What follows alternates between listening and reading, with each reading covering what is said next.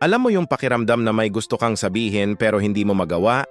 Yung tipong nandyan lang sa dulo ng iyong dila pero parang may pumipigil. Hindi ba nakakalungkot na minsan, ang pinakamabigat na mga paalam ay yung hindi nasasabi? Sa bawat kwentong hindi nagtatapos at nagwakas sila ng masaya, may mga salitang naiwan, mga yakap na hindi na ibigay at mga ngiting hindi na muling makikita. Pero tandaan mo, hindi ibig sabihin na wala kang closure ay wala ka ng karapatang gumaling. Hindi mo kailangang maghintay ng the end para simulan ang bagong kabanata ng iyong buhay. Ang pagpapagaling ay proseso.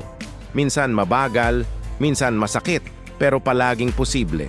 At kung kailangan mo ng kasama sa iyong paghilom, nandito lang kami.